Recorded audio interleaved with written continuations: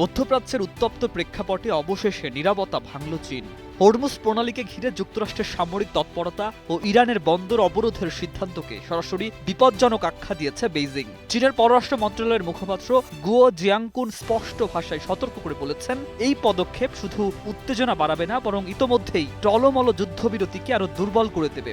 এমন এক সময়ে এই মন্তব্য এলো যখন পুরো মধ্যপ্রাচ্য যেন অগ্নিগর্ভ পরিস্থিতির দিকে ধাবিত হচ্ছে। আন্তর্জাতিক কূটনীতির চীনের এই সুরকে অনেকেই নতুন কৌশলগত অবস্থান হিসাবে দেখছেন। প্রশ্ন উঠছে, চীন কি এবার সরাসরি যুক্তরাষ্ট্রের বিরুদ্ধে অবস্থান নিতে যাচ্ছে?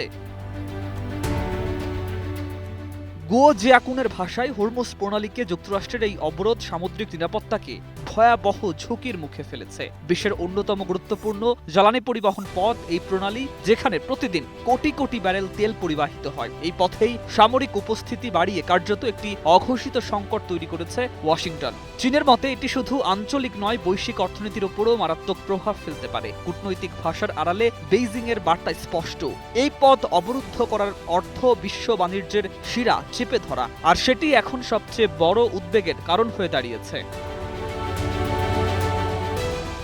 এমন উত্তেজনার মধ্যেই যুক্তরাষ্ট্রের অবরোধ উপেক্ষা করে সাহসী পদক্ষেপ নেয় একটি চীনা ট্যাঙ্কার।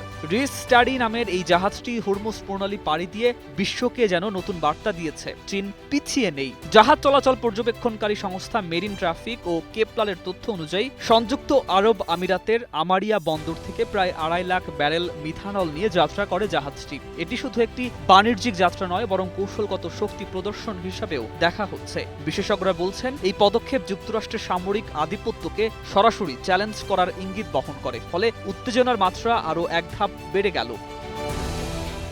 অন্যদিকে যুক্তরাষ্ট্রের প্রেসিডেন্ট ডোনাল্ড ট্রাম্প সামাজিক যোগাযোগ মাধ্যমে কঠোর বার্তা দিয়ে জানিয়েছেন, ইরানকে অর্থ প্রদান করা যে কোনো জাহাজকে আন্তর্জাতিক জলসীমা চিহ্নিত করে আটকানো হবে। তার ভাষায়, অবৈধ টোল দেয়া কেউই নিরাপদে চলাচল করতে পারবে না। ইতোমধ্যেই মার্কিন সেন্ট্রাল কমান্ড ঘোষণা করেছে, এই অবরোধ পারস্য উপসাগর ও ওমান উপসাগরের ইরানি বন্দরগুলোতেও কার্যকর থাকবে। ফলে এটি আর কেবল হরমুজ প্রণালীর মধ্যে সীমাবদ্ধ নেই, বরং একটি বৃহত্তর সামুদ্রিক অবরোধে রূপ নিচ্ছে। এতে করে সামরিক সংঘাতের আশঙ্কা ক্রমেই প্রকট হয়ে উঠছে।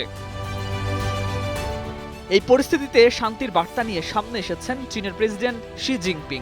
আবুধাবির যুবরাজ মোহাম্মদ বিন জায়েদের সঙ্গে বৈঠকে তিনি 4 দফা প্রস্তাব তুলে ধরেছেন, যেখানে জোর দেয়া হয়েছে সার্বভৌমত্ব, আঞ্চলিক অখণ্ডতা এবং আন্তর্জাতিক আইনের প্রতি সম্মানের উপর।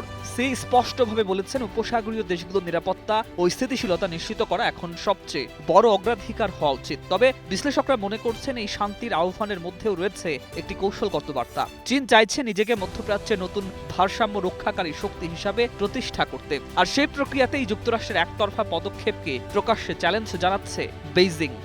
News desk, 21 television.